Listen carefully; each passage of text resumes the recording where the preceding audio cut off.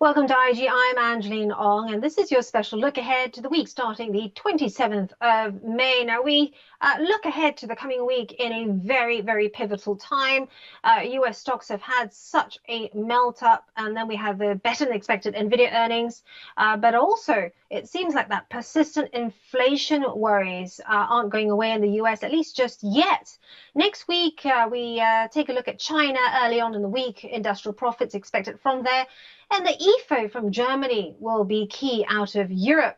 Tuesday, we got retail sales from Australia, PPI from Canada, and the Case-Shiller Home Price Index from the US alongside consumer confidence. Key, given we've had indications from the US retail market showing that people are still spending, but not on the big ticket items.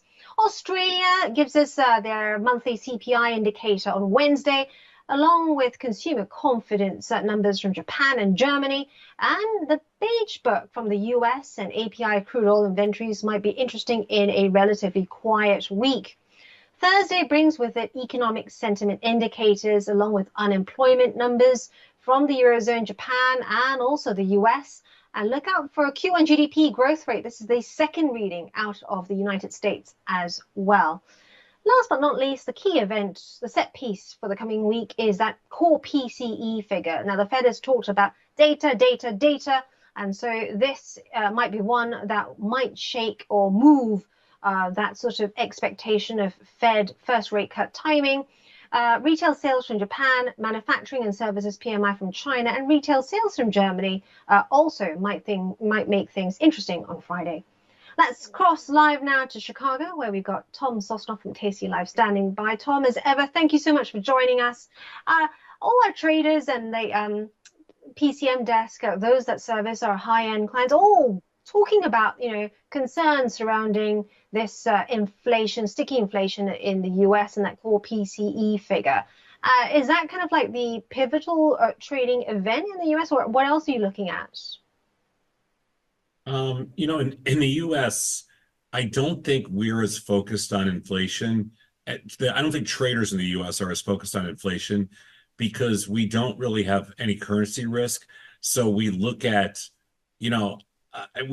bonds, but bonds have had a huge rally. So I think for traders, we mostly look at price. And in the US, we're just off all-time highs. And especially with the pop-up last week in Nvidia, I don't think traders are that focused on inflation here. It's more of a story. It's kind of a media story, but as far as active traders, especially in the derivative space, I do not see a lot of talk about inflation, not at least at Tasty.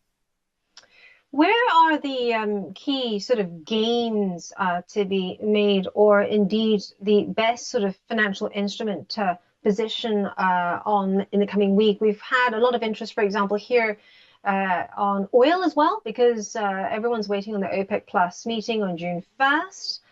Is that sort of interest? As you and I have talked about before, commodities, especially agricultural commodities, have been hot recently. Yeah. The oil's been kind of trading at a pretty narrow range with volatility low in there. I don't think oil is going to be the focus. I think if you were to pick a focus in the commodity space, it would definitely be the metals. Silver, gold, and copper were out of control last week, and they were having huge intraday moves, and their volatilities are at 52-week highs. So I think that, we saw a day last week in the silver ETF in the US, it traded 800,000 option contracts. That's like 10x the normal, trading activity, maybe even 15x the normal trading activity. So we're seeing huge trading volumes in gold, silver, and copper, and lots of volatility in those. And I think that's the commodity kind of group, precious metal group. There's also been not so much in crude oil, but in natural gas has been really busy as well. It's been making kind of, like 52-week highs, and natural gas has been a little bit on a tear. So I think if you thought about those three metals and natural gas, and like you said, the agricultural commodities have also been on a tear. So, wheat's been out of control. There's been a lot of, upside in those stocks. So those commodities have been the busiest. The S&Ps have actually been a little bit slower than usual. Now, Tom, we talked a lot about volatility on our shows, and ultra low volatility, according to many market watchers out there, including CBOE Global Markets. They're saying that this is quite concerning because some believe that the ultra low volatility that we've seen recently is complacency. If you believe that this is the calm before the storm, you've talked Mhm. about, complacency in the markets. Do you see the Yeah. risk heightening now? Are we about to see a correction? Well, I don't know if we're about to see a correction because nobody can kind of time corrections. Volatility stays in what we call a lull state 70% of the time. It contracts 20% of the time. So it only expands 10% of the time. But you're exactly right. We are in a position, the most risk in the stock market is when volatility is low.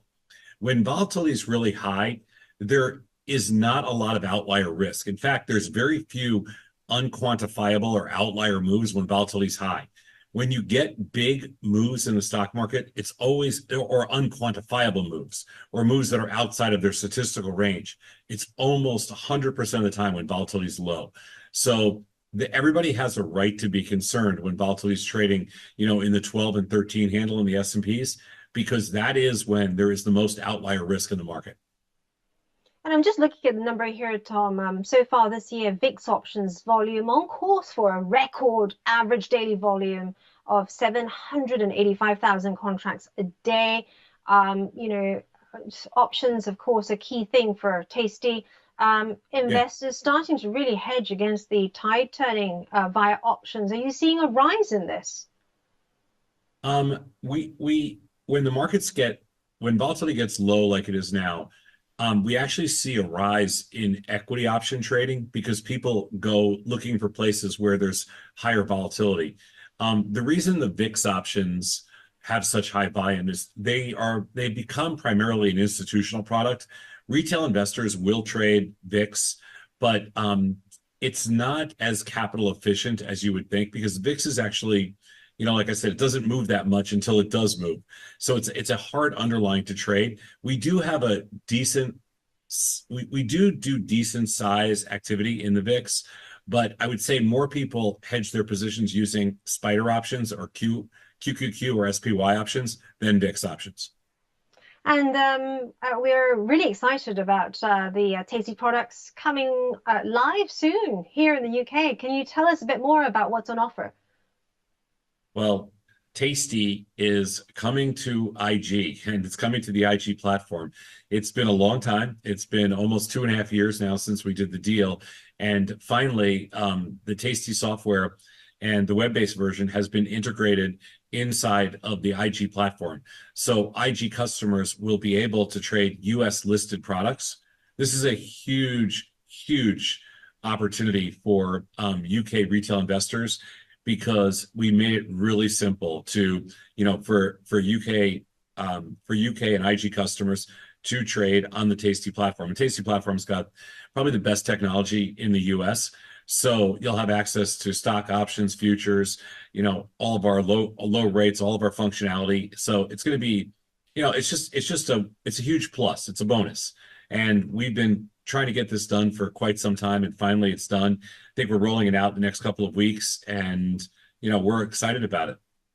And we are too. Everyone's standing by. Thanks very much to Tom Sosnoff there from Tasty Live, all the way from Chicago. Tasty Live, of course, part of IG Group. Now, taking a look at the corporate side of things, we have Pets at Home, JD Sports Fashion, HP, also out with quarterly earnings, and Salesforce. So quite a big sort of retail consumer theme there.